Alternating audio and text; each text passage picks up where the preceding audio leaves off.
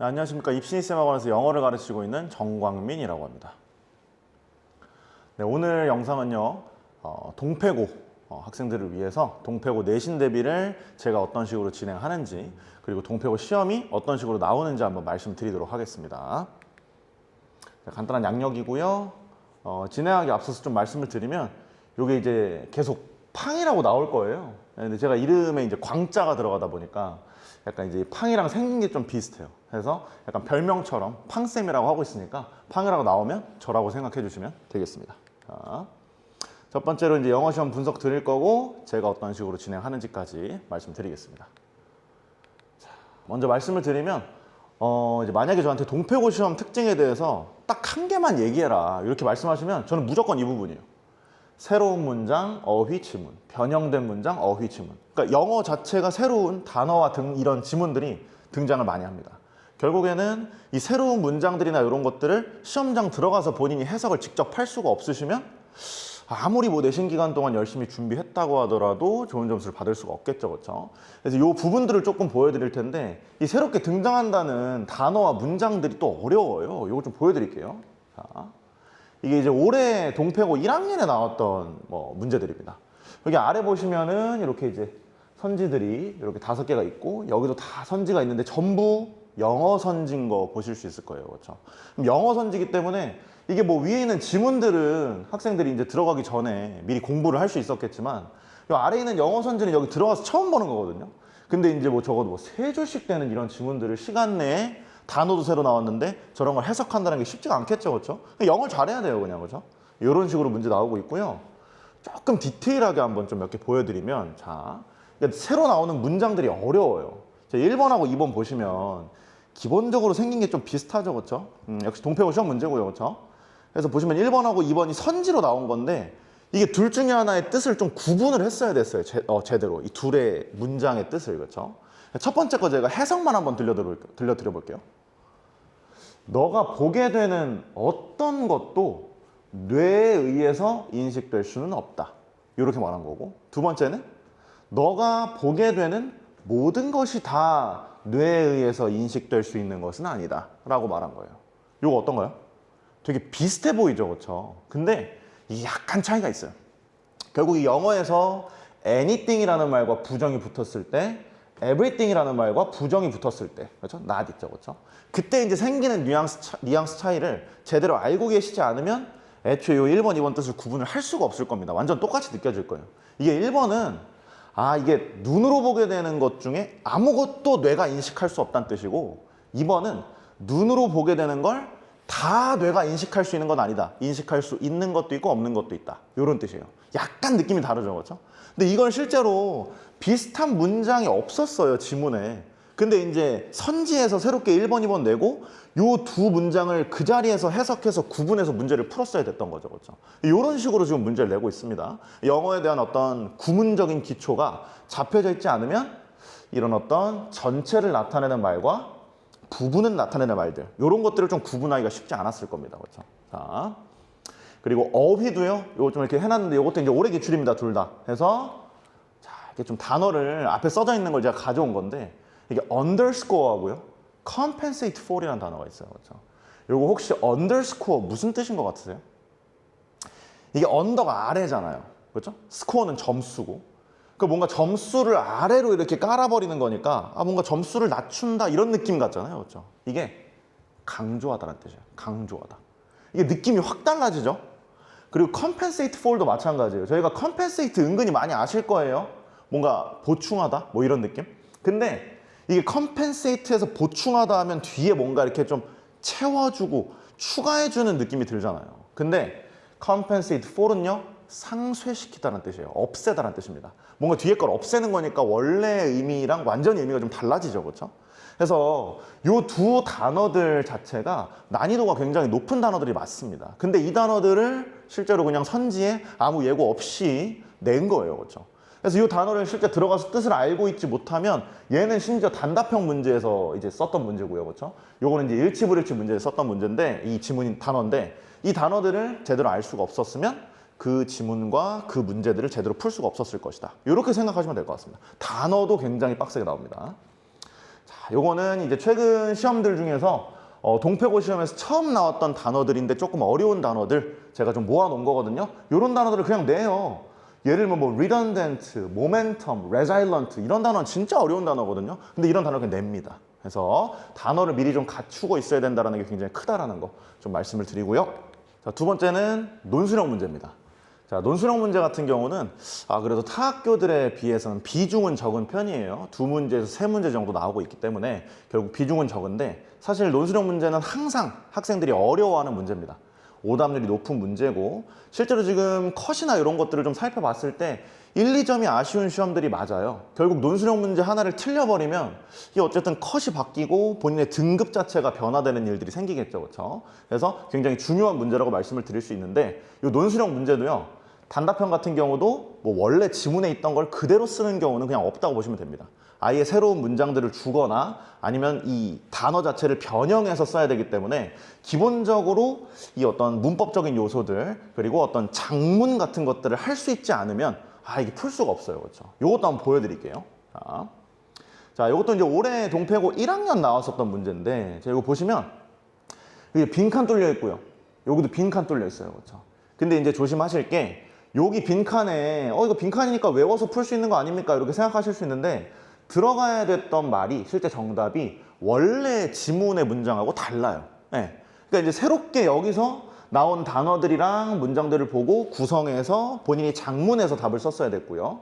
여기도 빈칸 아닙니까? 할 수 있는데 여기 위에 있는 지문이 원래 학생들이 공부했던 지문이고 여기 아래에 있는 지문은 학생들 시험장에서 처음 본 지문입니다.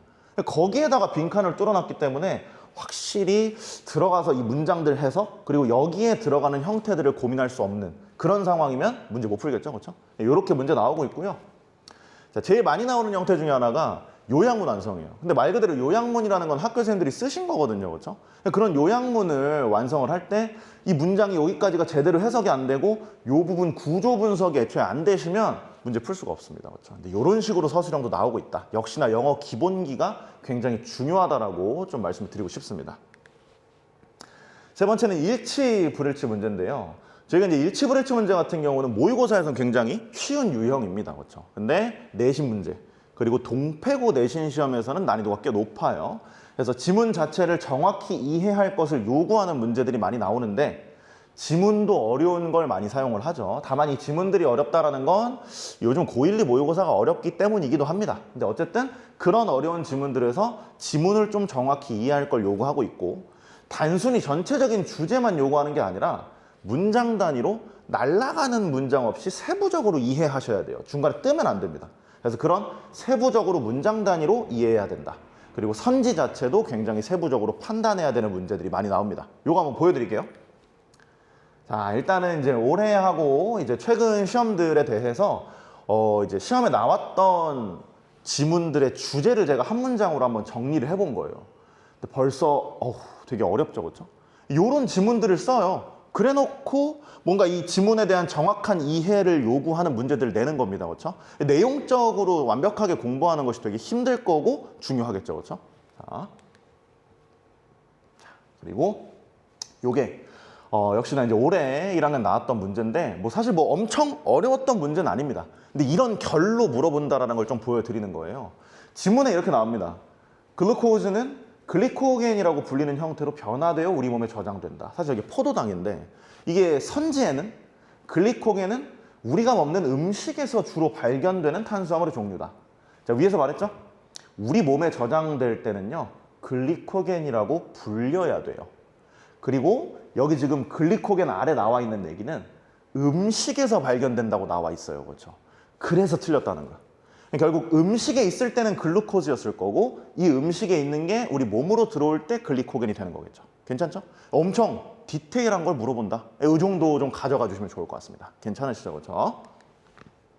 조금 정리를 드리면요.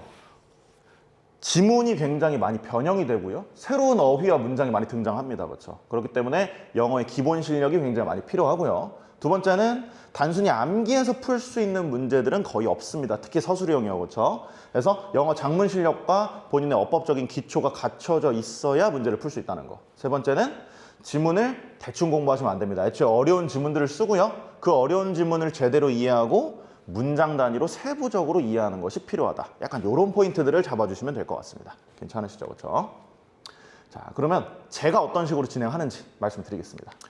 제가 진행하는 부분들을 한마디로 정리를 한다면요, 굉장히 꼼꼼하게 정리를 하고 있고요. 그로 인해서 당연하게 적중이 나오고 있다. 이 정도 포인트 말씀드리면 될 것 같습니다. 자, 첫 번째 진행하는 것은요, 자체 제작 워크북입니다. 뭐 시중 교재나 이런 것들을 짜집기 해서 만드는 게 아니라 100% 자체 제작이고, 제가 동패고 스타일에 맞게 수업을 준비를 하고 그 수업 준비한 걸 그대로 워크북에 담아 놓는 거예요.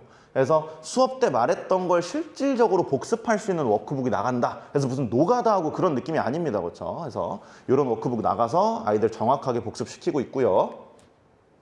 자, 두 번째는 사실 이제 학생들한테 가장 반응이 좋은 자료입니다. 유의어 반의어 정리 리스트인데, 실제 기출 가능성이 높은 유의어 반의어들을 제가 정리를 해서 아이들 나눠주고 있어요. 수업 때도 정리를 하고 이후에도 나눠주는데 적중한 사례가 굉장히 많습니다. 그렇죠? 그래서 학생들 입장에선 굉장히 직관적으로 좀 도움을 받을 수 있는 부분인 거죠. 그렇죠? 아까 말씀드렸던 뭐 underscore라든지 뭐 compensate for이라든지 이런 단어를 전부 다 정리했습니다. 그래서 자, 끝나고 이제 이런 말들 되게 많아요. 이제 학생들이 이제 실제 후기 써준 건데요. 그렇죠? 뭐 유의어 반의어 정리해 주신 것이 많이 나와서 좋았다. 다 이런 말들을 해주고 있어요. 이 반응이 가장 많습니다. 뭐 다 가져올 수는 없었어서 4개 정도 담아놨는데 일단 이런 상황이고요. 자, 세 번째는 팡티 모의고사입니다. 제가 이제 학교 경향성 반영해서 변형 강도를 굉장히 세게 주면서 난이도 엄청 어렵게 모의고사를 직접 출제를 합니다. 그렇죠? 그래서 직접 만든 모의고사로 마지막에 정비를 시키기 때문에 뭐 비슷한 문제가 나오는 것도 있겠지만, 실제 학생들이 가장 많은 반응이 학교 시험이 어려웠을 때도 이거 학교 시험 어렵긴 했는데 이게 훨씬 어려웠어요. 선생님이랑 같이 만들어주신 문제 풀었던 게 훨씬 어려워서 그렇게 어렵게 느껴지지 않았습니다. 약간 이런 말들을 굉장히 많이 해요. 그래서 요 모의고사를 통해서 마지막 정비자 연습 그리고 훈련을 하고 들어가면 학교 시험에 대해서 굉장히 도움을 많이 받을 수 있고, 시간 관리 같은 것에서 굉장히 도움을 줄일 수 있습니다. 그렇죠? 자, 하고 역시 이제 모의고사에 대해서 후기 사진들인데요. 그렇죠? 그냥 팡모 좋다. 팡모 좀 계속 해주세요. 요 정도 말들 줄여서 말하는데, 그래서 이제 요렇게 좀 역시 이거 해달라고 계속 말해줬던 아이들 후기 사진이고요.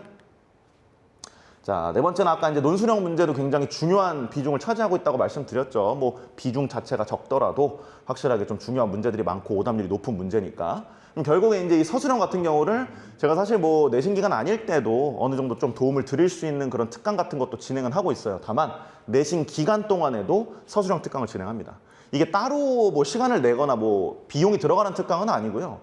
시험 기간 동안에 제가 이제 1회에서 2회 정도의 수업을 할애해서 이 정규 수업 중에 이번 시험에 나올 만한 어떤 문제들을 제작을 해보고 같이 풀어주고 문제풀이 방법들을 제시하는 특강이 포함이 되어 있습니다. 그래서 그대로 따라오시다 보면 또 이 수업도 들어서 서술형에 대해서 뭔가 좀 정답률 자체도 높이고, 아예 이게 좀 건드리지 못하는 친구들이 있어요. 그렇죠? 그런 친구들 같은 경우는 좀 건드릴 수 있게 좀 만들어주는 특강이 있다. 이렇게 생각하시면 되겠고요. 자, 다섯 번째는 세부적인 내용 정리입니다. 자, 앞에서도 말씀드렸듯이 내용이 어려워요. 세부적으로 물어보고 있고, 그래서 이런 세부적인 내용들을 정확하게 정리하는 수업이 진행이 됩니다. 그래서 보시면 조금 도식적인 느낌이 필요할 것 같으면 손필기로 나눠드리고 있고요. 그리고 이렇게 이제 줄글로 문장 단위로 제가 다 타이핑을 쳐놓은 거예요. 그래서 이 문장은 이 뜻이고 이 문장은 이 뜻이고 전체는 그래서 이 뜻이야. 그래서 수업을 들을 때도 당연히 설명을 하겠지만 학생들 본인이 복습하실 때 이 자료들을 최대한 활용하시면 훨씬 더 이 어려운 내용들도 디테일하게 잘 이해할 수 있다. 이렇게 생각하시면 되겠습니다. 그래서 끝나고도 아이들이 이게 지문 내용 세부적으로 설명해 주시는 게 정말 좋았다. 이런 말들이 굉장히 많아요. 그렇죠? 꼼꼼해서 좋았다. 뭐 디테일한 설명 이런 식으로 말을 해주고 있죠. 그렇죠? 자, 여섯 번째 수행평가 관리인데요.